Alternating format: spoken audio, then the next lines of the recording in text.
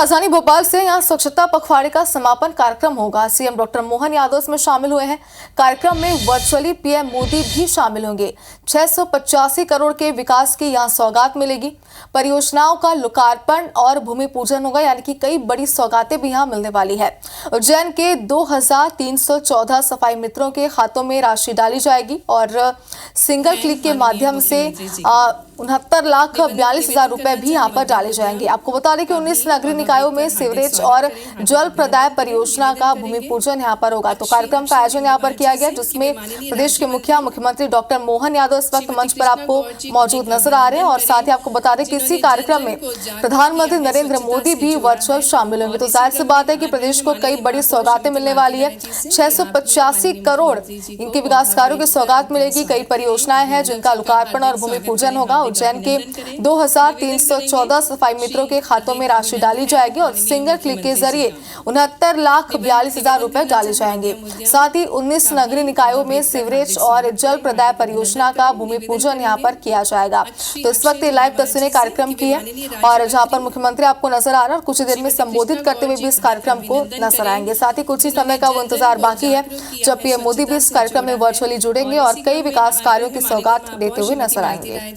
आप भी माननीय मुख्यमंत्री जी को पौधा भेंट कर उनका तो उज्जैन के 2314 सफाई मित्रों के खातों में ये राशि डाली जाएगी और सिंगल क्लिक के जरिए 69,42,000 रुपए डाले जाएंगे। साथ ही 19 नगरीय निकायों में सीवरेज और जल प्रदाय योजना का भूमि पूजन भी यहाँ पर किया जाएगा। तो आपको बता दें कि स्वच्छता दिवस और अमृत परियोजना के तहत लोकार्पण और शिलान्यास यहाँ पर किया जाएगा और साथ ही स्वच्छ भारत पखवाड़ा कार्यक्रम में पीएम मोदी वर्चुअली शामिल होंगे और कई विकास कार्यों का लोकार्पण और भूमि पूजन भी यहाँ पर करते हुए नजर आएंगे। तो नगर निगम के उपकरणों और कार्यों और अमृत 2.0 के अन्य कार्यों का लोकार्पण भी यहाँ पर किया जाएगा।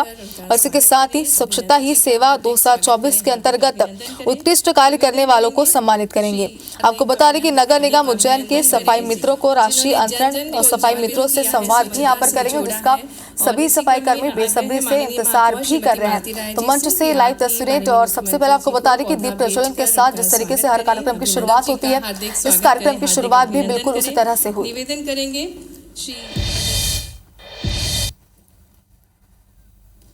निवेदन करना चाहे मध्यम उद्यम का भी पौधा। तो दो तस्वीरें हम आपको दिखा रहे हैं और दोनों तस्वीरों से आप इस पूरे कार्यक्रम को समझ सकते हैं, जहां पर राजधानी भोपाल में ये पूरे कार्यक्रम का आयोजन हो रहा है। और आपको बता दें कि स्वच्छता ही सेवा 2024 के अंतर्गत उत्कृष्ट कार्य करने वालों को सम्मानित यहाँ पर किया जा रहा है। साथ ही नगर निगम उज्जैन के सफाई मित्रों को राष्ट्रीय अंतरण और सफाई मित्रों से संवाद भी यहाँ पर मुख्यमंत्री डॉक्टर मोहन यादव करेंगे। तो स्वच्छता ही सेवा पखवाड़ा का आयोजन किया है, जिसका समापन आज हो रहा है और बेहद ही खास आयोजन। आपको बता दें कि मध्य प्रदेश के कई ऐसे जिले हैं जहाँ पर ये आयोजन किया गया, ये अभियान चलाया गया, जहाँ पर प्रदेश के मुखिया डॉक्टर मोहन यादव खुद सम्मिलित हुए थे कार्यक्रमों में। उन्होंने मीडिया से बातचीत की थी और ये साझा किया था कि कितना अहम और कितना महत्वपूर्ण ये कार्यक्रम है और ये अभियान पूरे देशवासियों के लिए, पूरे प्रदेशवासियों के लिए कितना ज्यादा अहम हो जाता है। और आज 2 अक्टूबर है, यानी गांधी जयंती आज है। कई सारे कार्यक्रमों का आयोजन प्रदेश में किया जा रहा है और इसी के तहत इस अभियान का समापन भी हो रहा है, जिसके कार्यक्रम की लाइव तस्वीरें आप देख पा रहे हैं। 2 तस्वीरें हैं। जी को पौधा भेंट कर उनका स्वागत करें। अभिनंदन जी का हार्दिक स्वागत। सफाई मित्रों से बस कुछ ही देर में मुख्यमंत्री डॉक्टर मोहन यादव बातचीत करेंगे। हार्दिक अभिनंदन है माननीय मुख्यमंत्री जी का। स्वच्छता ही सेवा 2024 के अंतर्गत उत्कृष्ट कार्य करने वाले जितने भी कर्मचारी हैं, उन्हें सम्मानित करते हुए मुख्यमंत्री यहाँ नजर आ रहे। तो बस कुछ ही देर का इंतजार बाकी है जब इन सफाई मित्रों से वो मुलाकात भी करेंगे, उनसे बातचीत करेंगे और सीधे संवाद करते हुए वो नजर आएंगे। तो जाहिर सी बात है कि उन सभी सफाई मित्रों के लिए आज का दिन बेहद खास है और कई सारे विकास कार्यों की सौगातें भी यहाँ पर मिलने वाली। फिर आपको बता दें कि आज नगर निगम के उपकरणों और कार्यों और अमृत 2.0 के अन्य कार्यों का लोकार्पण होगा और जिस कार्यक्रम की लाइव तस्वीरें इस वक्त आप देख पा रहे हैं, जहां मंच पर मुख्यमंत्री डॉक्टर मोहन यादव मौजूद हैं।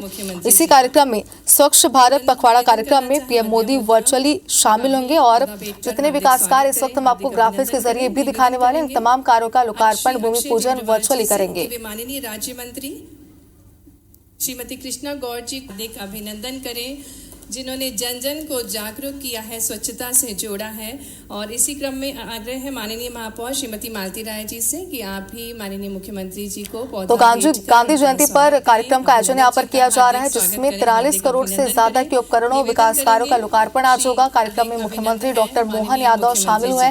देखिए, सबसे पहले वो यहाँ पर पहुंचे जहाँ पर मुख्यमंत्री का भी स्वागत किया गया।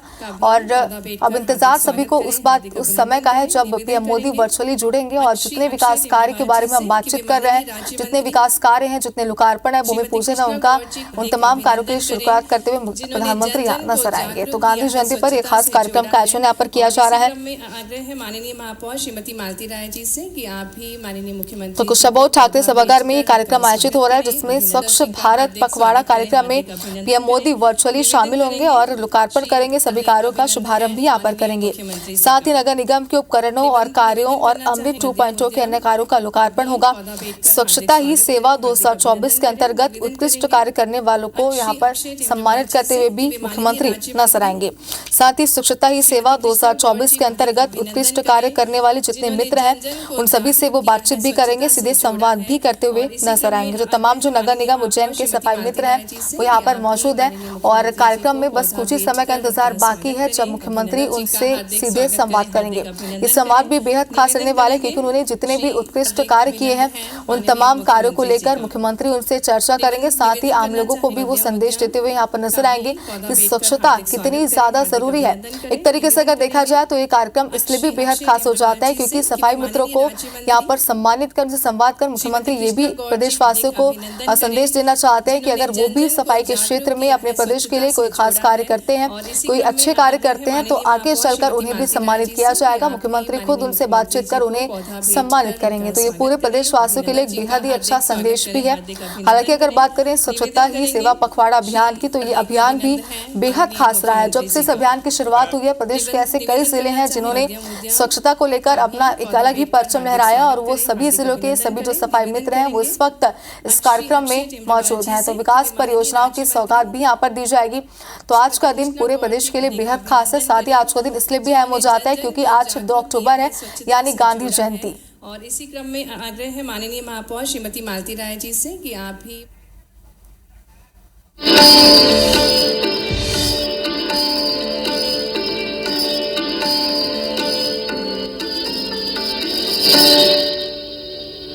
अमृत मिशन भारत सरकार का पहला वाटर फोकस्ड मिशन 2015 में 500 शहरों से शुरू हुआ, जिससे 1,89,00,000 घरों को नल से स्वच्छ जल मिला और 1,47,00,000 से अधिक सीवरेज कनेक्शन किए गए। इससे शहरी जल कवरेज 48% से बढ़कर 70% हो गया।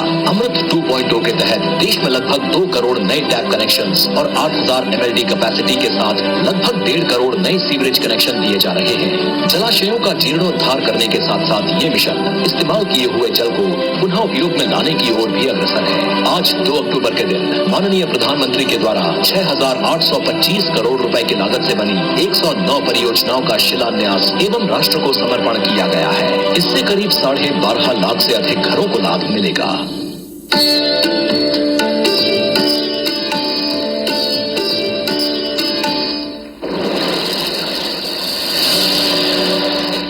गंगा की अविरलता और निर्मलता को बनाए रखना एक निरंतर प्रयास है। इस दिशा में प्रयासरत नमामि गंगे परियोजना के अंतर्गत कुल 5 इंटरसेप्शन, डायवर्जन और सुएज ट्रीटमेंट प्लांट की परियोजनाओं का निर्माण पूरा हो चुका है। आज माननीय प्रधानमंत्री श्री नरेंद्र मोदी जी ने इन 5 परियोजनाओं का लोकार्पण किया है। साथ ही गंगा और उसकी सहायक नदियों की निर्मलता को सुनिश्चित करने के लिए कुल 5 परियोजनाओं को भी मंजूरी दी गई है। आज माननीय प्रधानमंत्री श्री नरेंद्र मोदी जी ने इन 5 परियोजनाओं की आधारशिला रखी है। इन सभी परियोजनाओं के संचालन से गंगा और उसकी सहायक नदियों की निर्मलता बढ़ेगी और स्थानीय निवासी इससे लाभान्वित होंगे।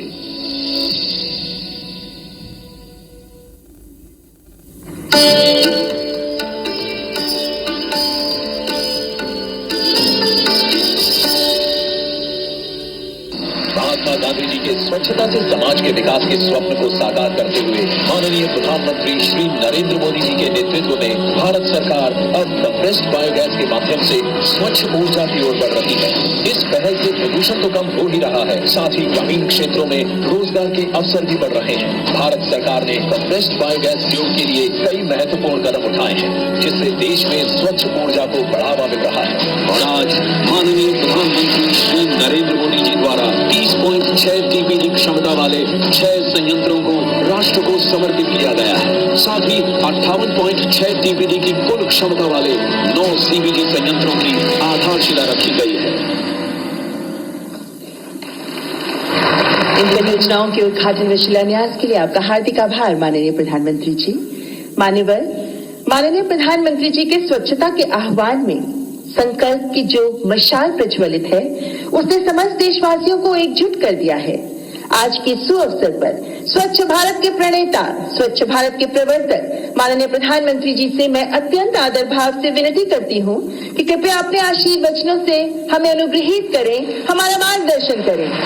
माननीय प्रधानमंत्री श्री नरेंद्र मोदी जी।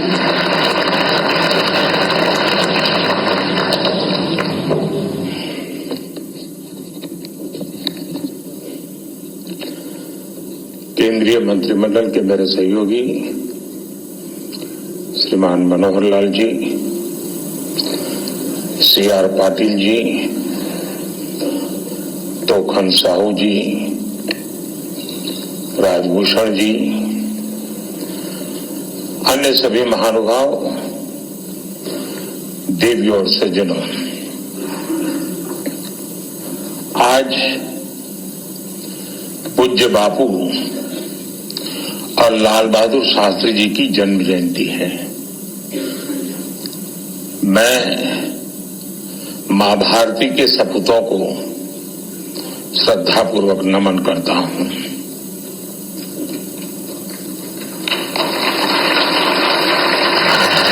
जिस भारत का सपना गांधी जी और देश की महान विभूतियों ने देखा था,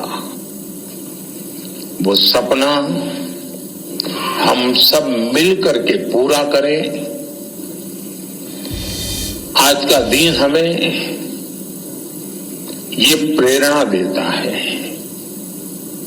साथियों, आज 2 अक्टूबर के दिन मैं कर्तव्य बोध से भी भरा हुआ हूं और उतना ही भावुक भी हूं। आज स्वच्छ भारत मिशन को, उसकी यात्रा को 10 साल के मुकाम पर हम पहुंच चुके हैं। स्वच्छ भारत मिशन की ये यात्रा करोड़ों भारतवासियों की अटूट प्रतिबद्धता का प्रतीक है। बीते 10 साल में कोटि भारतीयों ने इस मिशन को अपनाया है, अपना मिशन बनाया है, इसे अपने जीवन का हिस्सा बनाया है। मेरे आज के 10 साल की इस यात्रा के पड़ाव पर मैं हर देशवासी, हमारे सफाई मित्र, हमारे धर्मगुरु, हमारे खिलाड़ी, हमारे सेलिब्रिटीज, NGOs, मीडिया के साथी, सभी की सराहना करता हूं, भूरी भूरी प्रशंसा करता हूं।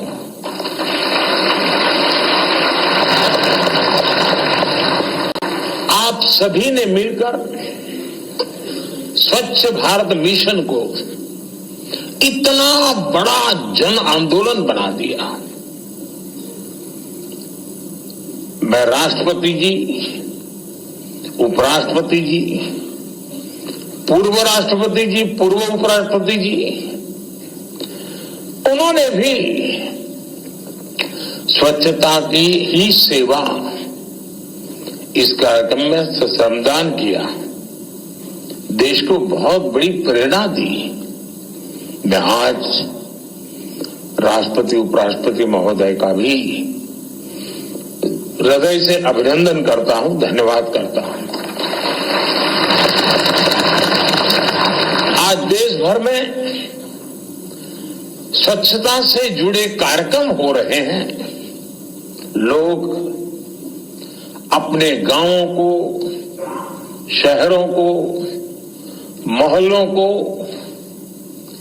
चाल हो, फ्लैट्स हो, सोसाइटी हो, स्वयं बड़े आग्रह से साफ सफाई कर रहे हैं। अनेक राज्यों के मुख्यमंत्री, मंत्रीगण और दूसरे जनप्रतिनिधि भी इस कार्यक्रम का हिस्सा बने, इस कार्यक्रम का नेतृत्व किया। बीते पखवाड़े में, मैं इसी पखवाड़े की बात करता हूं, देश भर में करोड़ों लोगों ने स्वच्छता ही सेवा कार्यक्रमों में हिस्सा लिया है। हार्दिक आभार व्यक्त करता हूं। साथियों, आज के इस महत्वपूर्ण पड़ाव पर आज स्वच्छता से जुड़े करीब 10,000 करोड़ रुपए के प्रोजेक्ट्स की भी शुरुआत हुई है। मिशन अमृत के तहत देश के अनेक शहरों में वाटर और सीवेज ट्रीटमेंट प्लांट बनाए जाएंगे। नमामि गंगे से जुड़ा काम हो या फिर कचरे से बायोगैस पैदा करने वाले गोवर्धन प्लांट, ये काम स्वच्छ भारत मिशन को एक नई ऊंचाई पर ले जाएगा और स्वच्छ भारत मिशन जितना सफल होगा उतना ही हमारा देश ज्यादा चमकेगा। स्वच्छता जन शक्ति के साक्षात्कार का पर्व बन गया है। आज मुझे कितना कुछ याद आ रहा है। ये अभियान शुरू हुआ, कैसे लाखों लाख लोग एक साथ सफाई करने के लिए निकल पड़ते थे। शादी ब्याह से लेकर सार्वजनिक कार्यक्रमों तक हर जगह स्वच्छता का ही संदेश छा गया। कहीं कोई बूढ़ी मां अपनी बकरियां बेचकर शौचालय बनाने की मुहिम से जुड़ी। किसी ने अपना मंगलसूत्र बेच दिया, तो किसी ने शौचालय बनाने के लिए जमीन दान कर दी। कहीं किसी रिटायर्ड टीचर ने अपनी पेंशन दान दे दी, तो कहीं किसी फौजी ने रिटायरमेंट के बाद मिले पैसे स्वच्छता के लिए समर्पित कर दिए।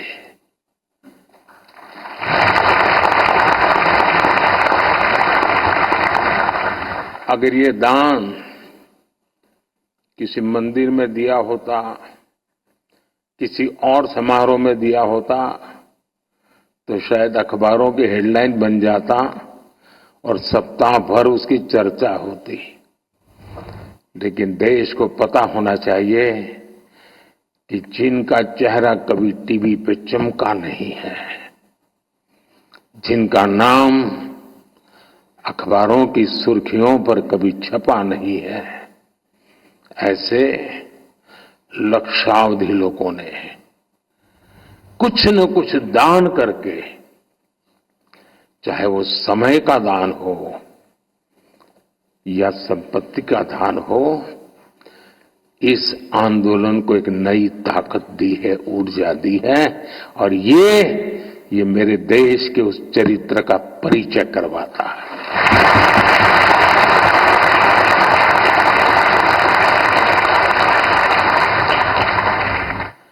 जब मैंने सिंगल यूज प्लास्टिक को छोड़ने की बात की, तो करोड़ों लोगों ने जूट के बैग और कपड़े के थैले निकाल करके बाजार में खरीदी करने के लिए जाने की परंपरा शुरू की। और मैं उन लोगों का भी आभारी हूं, वरना मैं प्लास्टिक, सिंगल यूज प्लास्टिक बंद करने की बात करता तो हो सकता था प्लास्टिक इंडस्ट्री वाले आंदोलन करते, भूख हड़ताल पे बैठते, नहीं बैठे, उन्होंने सहयोग किया, आर्थिक नुकसान भोगा। और मैं उन राजनीतिक दलों का भी आभार व्यक्त करता हूं जो भी शायद निकल पड़ते कि देखिए मोदी ने सिंगल यूज प्लास्टिक भर के हजारों लोगों का रोजगार खत्म कर दिया, पता नहीं क्या क्या कर देते। मैं उनको भी आभार मानता हूं कि उनका इस बात पर ध्यान नहीं गया। हो सकता है इसके बाद चला जाए। साथियों, इस आंदोलन में हमारा फिल्म जगत भी पीछे नहीं रहा।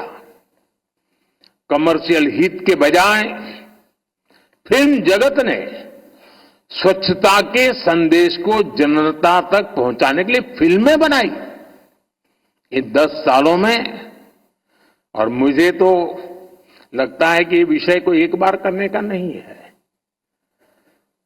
ये पीढ़ी दर पीढ़ी हर पल हर दिन करने का काम है। और ये जब मैं कहता हूं तो मैं उसको जीता हूं। अब जैसे मन की बात की याद कर ले अपन, आप में से बहुत लोग मन की बात से परिचित हैं, देशवासी परिचित हैं। मन की बात में मैंने करीब करीब 800 बार स्वच्छता के विषय का जिक्र किया है।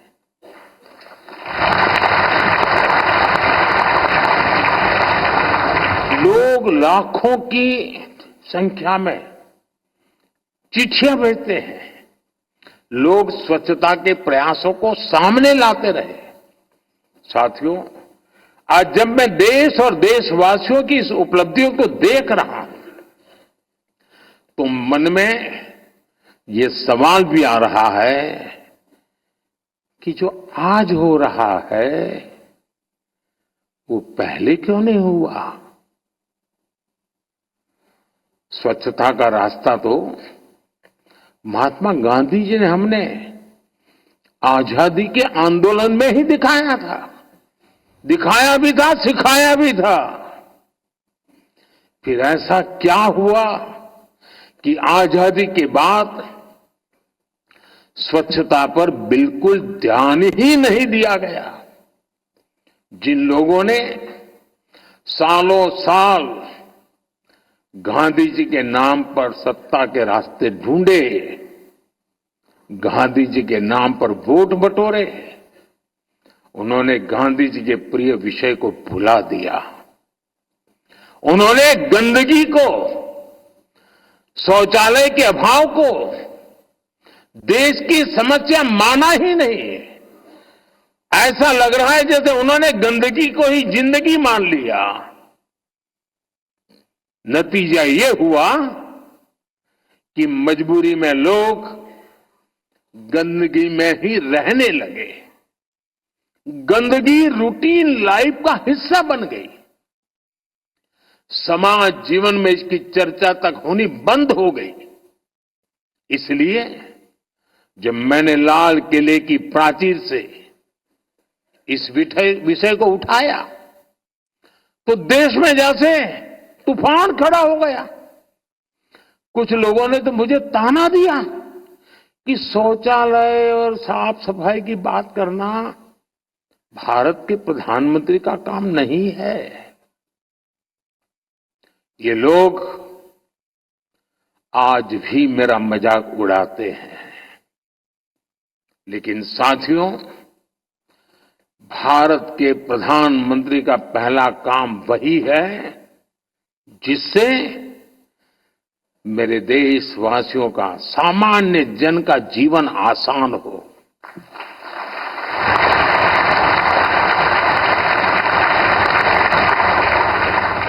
मैं भी अपना दायित्व समझकर मैंने टॉयलेट्स की बात की, सैनिटरी पैड्स की बात की, और आज हम इसका नतीजा देख रहे हैं। साथियों, 10 साल पहले तक भारत की 60% से ज्यादा आबादी खुले में शौच के लिए मजबूर थी। ये मानव गरिमा के विरुद्ध था। इतना ही नहीं, ये देश के गरीब का अपमान था, दलितों का, आदिवासियों का, पिछड़ों का, इनका अपमान था। जो पीढ़ी दर पीढ़ी निरंतर चला आ रहा था।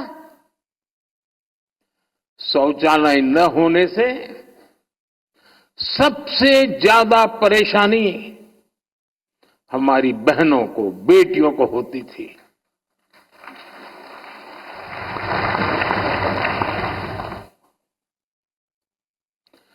दर्द और पीड़ा सहन करने के अलावा हर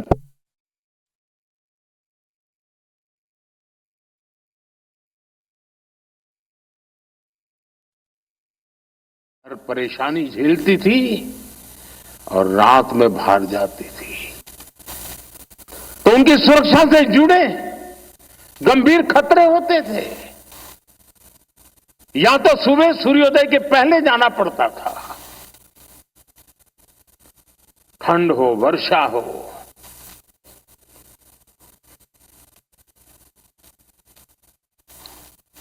मेरे देश की करोड़ों माताएं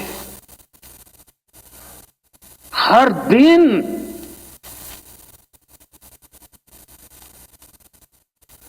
इस मुसीबत से गुजरती थी।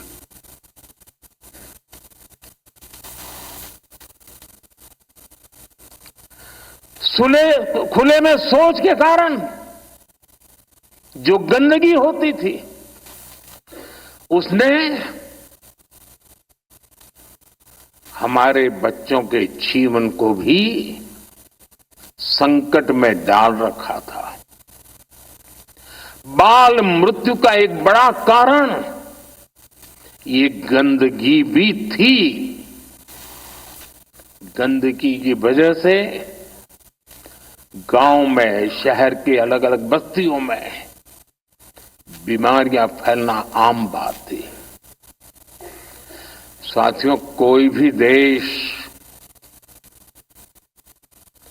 ऐसी परिस्थिति में कैसे आगे बढ़ सकता है?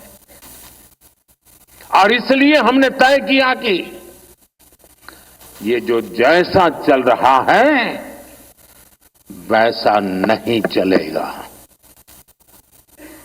हमने इसे एक राष्ट्रीय और मानवीय चुनौती समझकर इसके समाधान का अभियान चलाया। यहीं से स्वच्छ भारत मिशन का बीज पड़ा।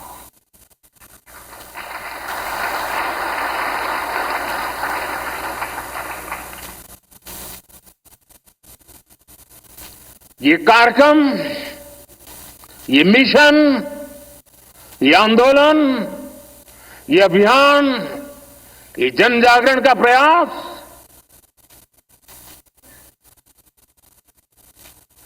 पीड़ा की कोख से पैदा हुआ है।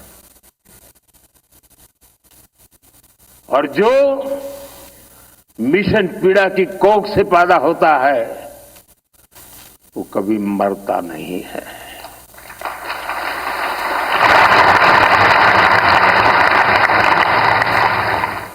और देखते ही देखते करोड़ों भारतीयों ने कमाल करके दिखाया। देश में 12 करोड़ से अधिक टॉयलेट्स बनाए गए। टॉयलेट कवरेज का दायरा जो 40% से भी कम था, वो 100% पहुंच गया। स्वच्छ भारत मिशन से देश के आम जन के जीवन पर जो प्रभाव पड़ा है वो अनमोल है। हाल में एक प्रसिद्ध अंतर्राष्ट्रीय जर्नल की स्टडी आई है।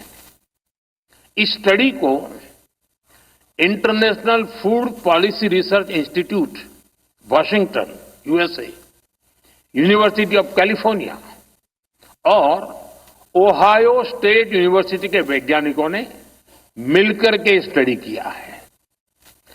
इसमें सामने आया है कि स्वच्छ भारत मिशन से हर वर्ष 60 से 70 हजार बच्चों का जीवन बच रहा है।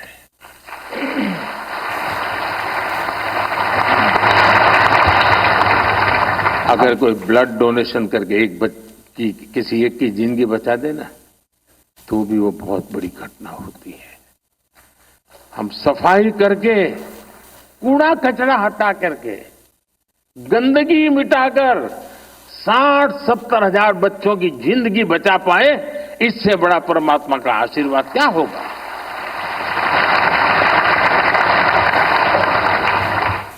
WHO के मुताबिक 2014 और 2019 के बीच 3 लाख जीवन बचे हैं जो डायरिया के कारण हम खो देते थे।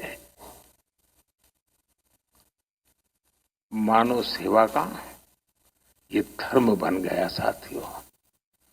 यूनिसेफ की रिपोर्ट है कि घर में टॉयलेट बनने के कारण अब 90% से ज्यादा महिलाएं खुद को सुरक्षित महसूस कर रही है। महिलाओं को इन्फेक्शन से होने वाली बीमारियों में भी स्वच्छ भारत मिशन की वजह से बहुत कमी आई है। और बात सिर्फ इतनी ही नहीं है। लाखों स्कूलों में लड़कियों के लिए अलग टॉयलेट्स बनने से ड्रॉप आउट रेट कम हुआ है।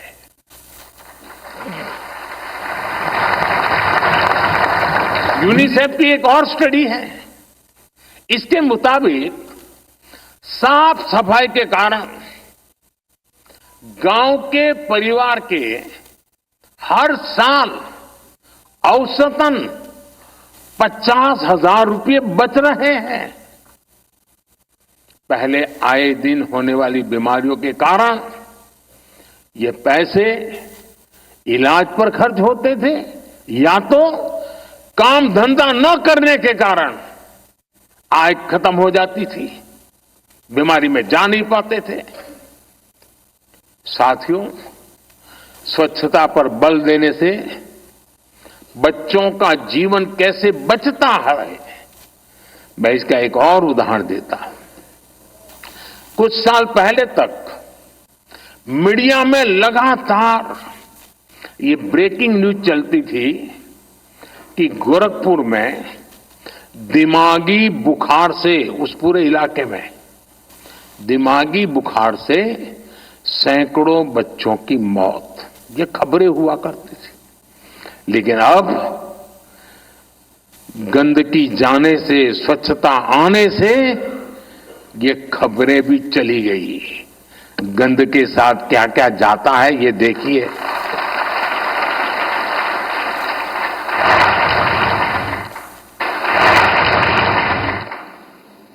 इसकी एक बहुत ही बड़ी वजह स्वच्छ भारत मिशन से आई जन जागृति, ये साफ सफाई है।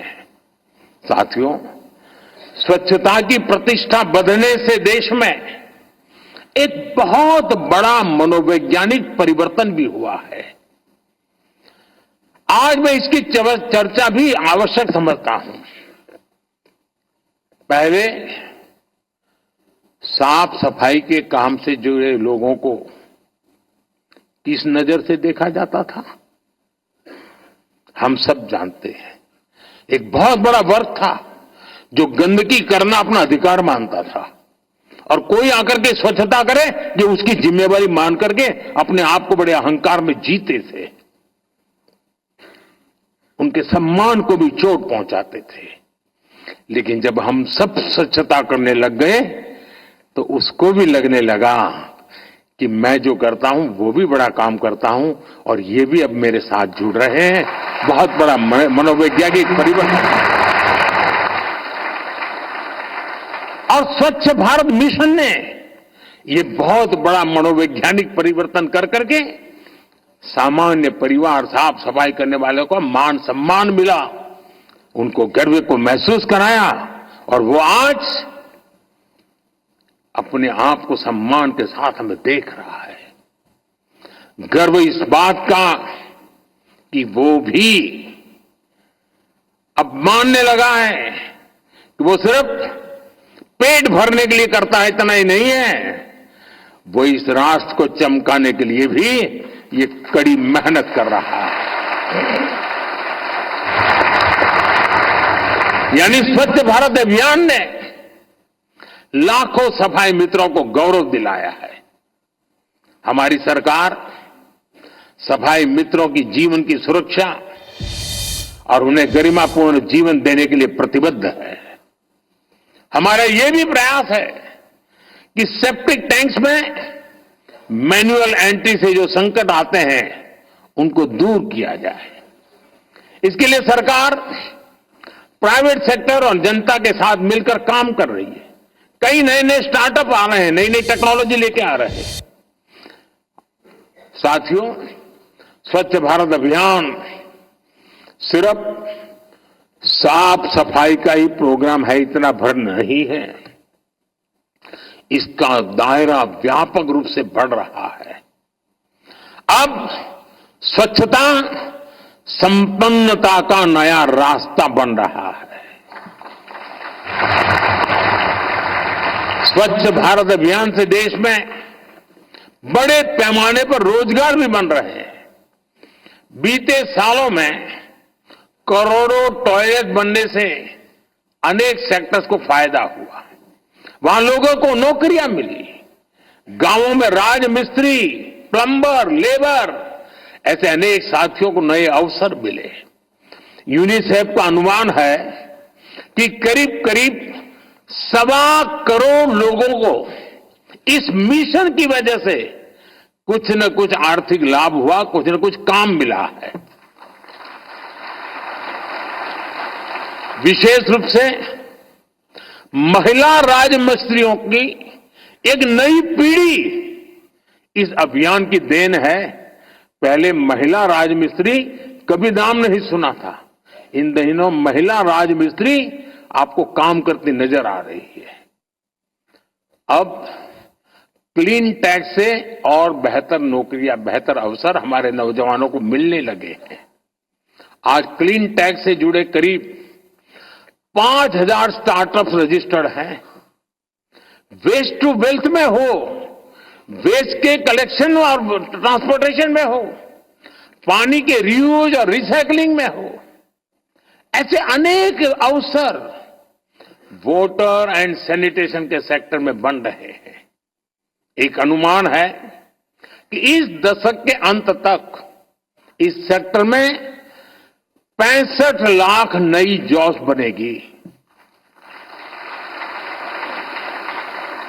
और इसमें निश्चित तौर पर स्वच्छ भारत मिशन की बहुत बड़ी भूमिका होगी।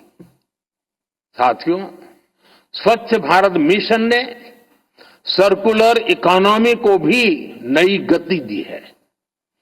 घर से निकले कचरे आज कंपोस्ट, बायोगैस, बिजली और रोड पर बिछाने के लिए चारकोल जैसा सामान बना रहे हैं। आज गोवर्धन योजना गांव और शहरों में बड़ा परिवर्तन ला रही है। इस योजना के तहत गांवों में सैकड़ों बायोगैस प्लांट लगाए जा रहे हैं। जो पशुपालन करते हैं किसान, कभी कभी उनके लिए जो पशु वृद्ध हो जाता है उसको संभालना एक बहुत बड़ी आर्थिक बोझ बन जाता है। अब गोवर्धन योजना के कारण वो पशु जो दूध भी नहीं देता है या खेत में काम भी नहीं कर सकता है, वो भी कमाई का साधन बन सके, ऐसी संभावनाएं इस गोवर्धन योजना में है। इसके अलावा देश में सैकड़ों सीबीजी प्लांट भी लगाए जा चुके हैं। आज ही कई नए प्लांट्स का लोकार्पण हुआ है, नए प्लांट्स का शिलान्यास किया गया है। साथियों, तेजी से बदलते हुए इस समय में आज हमें स्वच्छता से जुड़ी चुनौतियों को भी समझना जानना जरूरी है। जैसे जैसे हमारी इकोनॉमी बढ़ेगी, शहरीकरण बढ़ेगा, वेस्ट जनरेशन की संभावनाएं भी बढ़ेगी, कूड़ा कचरा ज्यादा निकलेगा और आजकल जो इकोनॉमी का एक मॉडल है यूज एंड थ्रो, वो भी एक कारण बनने वाला है। नए नए प्रकार के कूड़े कचरे आने वाले, इलेक्ट्रॉनिक वेस्ट आने वाला है। इसलिए हमें फ्यूचर की अपनी स्ट्रेटेजी को और बेहतर करना है।